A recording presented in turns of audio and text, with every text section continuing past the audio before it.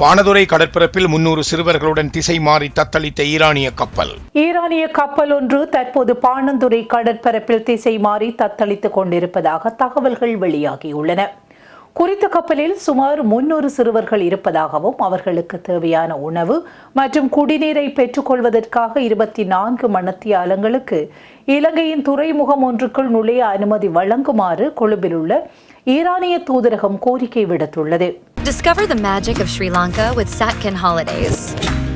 Book your unforgettable adventure today with Satkin Holidays. இக்கோரிக்கை பாதுகாப்பு அமைச்சின் செயலாளரிடம் முன்வைக்கப்பட்ட போதிலும் ஆரம்பத்தில் அதற்கான அனுமதி வழங்கப்படவில்லை என தெரிவிக்கப்பட்டுள்ளது.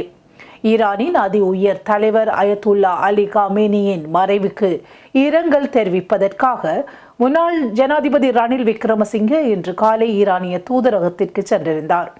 இதன்போது அங்கிருந்த அதிகாரிகள் இருந்த இக்கட்டான நிலையை குறித்து அவருக்கு விளக்கம் அளித்தனர். இதனைத் தொடர்ந்து மேல் மாகாண ஆளுநர் ஹரீஃப் யூசுப் இந்த விடயத்தில் தலையிட்டு ஜனாதிபதியின் கவனத்திற்கு கொண்டு சென்றார்.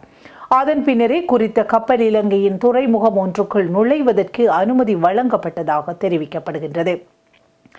இதேவேளை இலங்கையின் கடற்பரப்பில் கொழும்பு துறைமுகத்திற்கு அருகில் மேலும் ஒரு ஈரானிய கப்பல் இருப்பதாக தகவல்கள் கிடைத்துள்ளதாகவும் அது குறித்து அரசாங்கம் தெளிவான விளக்கம் ஒன்றை வழங்க வேண்டும் என்றும் எதிர்க்கட்சித் தலைவர் சஜித் பிரேமதாச தெரிவித்துள்ளார்.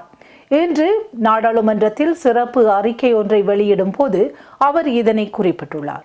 அதேபோல் அமெரிக்காவின் ஒரு நீர்மூழ்கி கப்பலிலிருந்து டோர்பிடோ தாக்குதல் மூலம் ஈரானிய கப்பல் மீது தாக்குதல் நடத்தப்பட்டதாக கூறப்படும் சம்பவம் தொடர்பாகவும் அரசாங்கம் நாடாளுமன்றத்தில் சிறப்பு விளக்கம் ஒன்றை வழங்க வேண்டும் எனவும் சஜித் பிரேமதாச வலியுறுத்தியுள்ளார்.